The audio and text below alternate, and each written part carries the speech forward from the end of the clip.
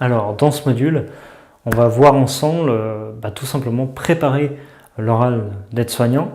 Donc, ce que je vais faire, je vais être en mode schizophrène. En fait, je vais simuler comme je suis tout seul et que voilà, j'ai personne avec moi pour faire les vidéos. Je vais simuler un entretien en fait, donc je vais jouer à la fois le rôle du jury et à la fois le rôle d'élève. Ce que je voulais faire à la base, juste pour la petite aparté, c'était séparer au niveau de la caméra, faire un coup un élève, un coup le formateur. Mais voilà, techniquement, pour moi, c'est déjà trop compliqué. Donc on va faire uniquement le discours comme ça, l'échange verbal simulé devant vous, devant la caméra. Donc comme ça, ce sera beaucoup plus facile. C'est vraiment des questions de base en fait. Le jury en soi, il n'est pas là pour vous piéger, il peut faire la gueule, il peut sourire, mais il n'est pas là en général pour vous piéger, il teste tout simplement votre motivation. C'est-à-dire que si vous arrivez à l'oral, bien évidemment, c'est que vous avez passé l'écrit avec succès et que voilà, vous vous présentez devant, devant eux, ils considèrent que vous avez les connaissances et que maintenant, il faut justifier de votre motivation. Notamment pour ceux et celles qui veulent faire infirmière et qui se servent un peu de la formation comme tremplin. Alors, il n'y a rien de mal à ça, mais simplement, il faut éviter de le dire ou de trop dévoiler ses projets parce que forcément, après, ça donne l'impression que le métier en lui-même, on s'en fout un peu et déjà que le métier d'aide-soignant et la formation en général n'est pas super valorisé. Voilà, il faut éviter de dire ça. Donc, on va démarrer tout de suite. Donc, je vais jouer l'élève et à la fois le jury. Bonjour, bonjour. Donc là, vous arrivez en salle d'examen. Comment vous vous appelez? Donc, je m'appelle Eric. Donc, ok, très bien. Donc, allez-y, présentez-vous. Quel est votre parcours professionnel, un petit peu pour arriver jusqu'à là? Alors donc, comme je le disais, donc je m'appelle Eric, j'ai fait des études dans le social, dans le sanitaire et social. J'ai passé le bac notamment professionnel, service à la personne. J'ai aussi obtenu un BEP sanitaire et social.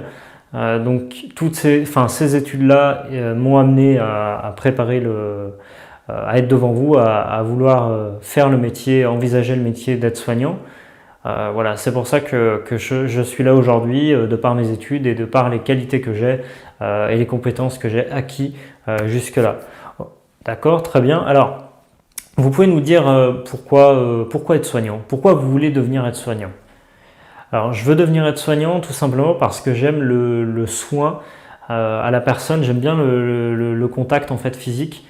J'aime bien m'occuper des autres, j'ai toujours aimé m'occuper des autres. Quand j'étais petit, je faisais partie d'une association où on s'occupait des autres et on s'occupait des personnes âgées. Et puis en grandissant, j'ai effectué de nombreux stages aussi. J'aime beaucoup ce public et donc moi, ce que je souhaite, c'est devenir aide-soignant auprès notamment des personnes âgées. Ok, très bien. Alors, vous voulez devenir aide-soignant auprès des personnes âgées. Est-ce que du coup vous avez connaissance un petit peu des contraintes de ce métier au-delà d'avoir des qualités intrinsèques pour être à l'écoute des autres ou autres? Est-ce que vous avez conscience aussi des difficultés de ce métier et d'autres qualités notamment mentales qu'il faut pour pouvoir exercer ce métier? Alors oui, je sais que ce métier-là, et j'ai pu le voir durant mes nombreux stages, effectivement c'est un métier qui nécessite beaucoup de mental, en tout cas qui nécessite beaucoup de courage. Je sais que les conditions ne sont pas faciles, on travaille souvent en sous-effectif, on est un peu sur le fil du rasoir. Les toilettes, notamment en EHPAD, elles s'enchaînent à toute vitesse et malheureusement un peu au détriment des personnes. C'est pas toujours facile quand on tombe en stage, on n'est pas toujours coopérant, on tombe pas toujours sur des équipes très compréhensives et donc pour ça c'est pas toujours facile. Donc c'est vrai, mais en tout cas j'ai conscience aussi que on peut tomber aussi sur des personnes, des patients qui sont vraiment en fin de vie, qui souffrent et je sais que je suis amené à faire face à cette souffrance-là et même à la mort malheureusement. Ok, donc visiblement vous avez bien cerné le métier, à la fois les qualités qu'il fallait, les contraintes qu'il y a également. Vous avez parlé de manque de personnel, donc manque de moyens en général, manque de moyens humains, matériels. C'est valable aussi dans les hôpitaux. Maintenant, comment vous envisagez le travail en équipe? Voilà, comment vous situez dans une équipe en tant qu'homme, notamment? Bah écoutez, moi dans une équipe, je suis assez. C'est vrai que de base, je suis assez réservé, je suis assez timide, mais voilà, j'ai du caractère et je sais voilà, remettre les choses à leur place, les points sur les i quand il faut, remettre le train sur les rails. Et donc du coup, voilà, je sais que il faut pas se laisser marcher dessus et trouver un juste milieu. Après, c'est vrai que en tant qu'homme, eh bien évidemment, il faut trouver sa place et c'est vrai que les femmes sont plus enclines à se crêper le chignon, entre guillemets, à se prendre un petit peu la tête. Mais voilà, moi je fais mon métier, il n'y a pas de question, même au niveau personnel, voilà, j'essaye de rester le plus professionnel possible, tout simplement dans mon travail. Ok, donc très bien. Vous avez dit donc vous travaillez en équipe et si vous avez une collègue par exemple, je vous mets en situation, vous êtes le petit jeune qui arrive, le dernier arrivé dans une équipe et vous tombez dans une équipe d'anciennes de vieilles infirmières, enfin de vieilles entre guillemets, d'infirmières un petit peu qui ont de la bouteille et puis voilà. Vous essayez de vous imposer face à une collègue et puis elle vous rit un petit peu au nez. Vous avez du mal un petit peu, même en lui disant les choses, voilà, ça glisse un petit peu, quoi, tout seul. Comment vous réagissez à ça? Qu'est-ce que vous faites? À qui vous en référez? Bah écoutez, si la situation le prévaut, si vraiment il faut en arriver là, eh bien j'en réfère à ma cadre de santé, puisque voilà, c'est son rôle effectivement c'est son rôle de gérer le service et voilà de pouvoir effectivement lutter, enfin de pouvoir voir s'il y a un problème éventuellement et pouvoir gérer la personne. Ok, très bien. Est-ce que vous avez pour projet de devenir infirmier par exemple? Qu'est-ce que vous avez comme projet par la suite?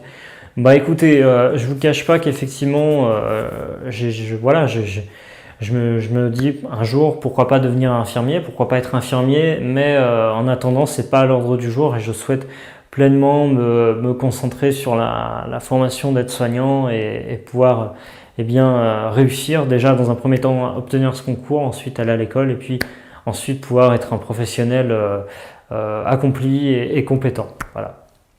Ok. Alors j'ai encore une question, Josiane. Ouais, tu veux poser une question? Oui, alors pourquoi vous avez choisi cette école? Est-ce que vous avez passé d'autres concours, notamment dans le Rhône, là où vous êtes originaire? Ben écoutez, oui, j'ai passé un concours à Esquirol. J'ai également passé un concours à Grange-Blanche, dont je suis en attente des résultats. Et je me présente dans votre école parce que de par une raison pratique, parce que c'est l'école qui est la plus près de chez moi. Et la deuxième raison, c'est que c'est une école qui a une très bonne réputation, qui a une réputation sévère, je ne vous le cache pas, mais qui forme de très bons soignants, qui est très exigeante. Donc c'est aussi pour ça que je me présente devant vous, tout simplement. Ok, Christine, tu as des questions? Non, je pense qu'on a fait le tour. Est-ce que vous avez des questions, Monsieur Eric, voilà, qui vous viennent avant qu'on termine cet entretien? Bah écoutez, j'aurais souhaité savoir quand obtenir les résultats voilà, du concours. Eh bien écoutez, vous allez les recevoir sous 3 semaines environ, on vous tient informé et vous aurez la note avec le classement en fonction de l'école. Alors vous pouvez noter que la rentrée elle est le 3 septembre et qu'il y a une pré-rentrée qui est obligatoire, voilà, qui est le 25 août. Donc voilà, vous serez informé que c'est obligatoire et que voilà, vous devez être obligatoirement présent. Voilà, pour les dates. Il faudra faire preuve d'un petit peu de patience. Voilà. D'autres questions encore? Non, pas d'autres questions. On a aussi, je crois qu'on a fait le tour effectivement. Eh bien écoutez, merci à vous. Merci et puis à bientôt. Au revoir. Voilà, donc là on a terminé, vous voyez, j'ai simulé donc un entretien, j'ai essayé de me rapprocher au mieux des questions. Alors bien sûr, vous n'allez pas avoir exactement, déjà vous n'aurez pas le même profil, peut-être que vous êtes quelqu'un de très bavard. Une question que j'ai oublié, une dernière question dans la simulation d'entretien, ils peuvent vous demander aussi vos qualités et vos défauts, ça pensez-le bien à le noter aussi. Donc voilà, vous dites simplement ne mentez pas, hein, ne vous inventez pas un personnage hors du commun. De toute façon, ça va se voir tout de suite si vous êtes plutôt réservé, timide, ou à l'inverse, si vous êtes une grande gueule. Ça vous situe tout de suite au niveau du personnage que vous êtes. Donc ne mentez pas là-dessus, c'est d'être honnête, d'être clair. Donc cette question-là, ils peuvent vous le poser. N'hésitez pas à revoir cette vidéo, à prendre des notes tout simplement sur les questions que peuvent vous poser le jury. Et puis c'est vraiment, vous avez besoin, bien évidemment sans supplément, je reste à votre disposition. Voilà, vous m'envoyez un mail. Si vous voulez préparer un entretien via Skype notamment, si vous voulez vraiment être mis en situation, que je vous repose encore des questions. Mais voilà, je pense que cette vidéo déjà devrait suffire largement déjà à préparer sereinement le concours oral. Mais voilà, encore une fois, n'hésitez pas à écrire tout simplement ce dont vous avez besoin. Merci à vous d'avoir regardé cette vidéo. Donc, quand vous serez à la fin de cette formation, eh bien, n'hésitez pas à faire la promotion autour de vous de la formation. Bien évidemment, ça me fera très plaisir. Et puis, donnez votre avis. Si vous souhaitez témoigner aussi, vous m'écrivez tout simplement. Et puis, avec votre autorisation, je ne mettrai pas votre nom de famille, bien sûr. Mais voilà, je mettrai votre témoignage ou même un témoignage vidéo si vous le souhaitez. Si vraiment vous le voulez, je serai évidemment très content pour ma formation. Voilà, merci à vous et puis à bientôt.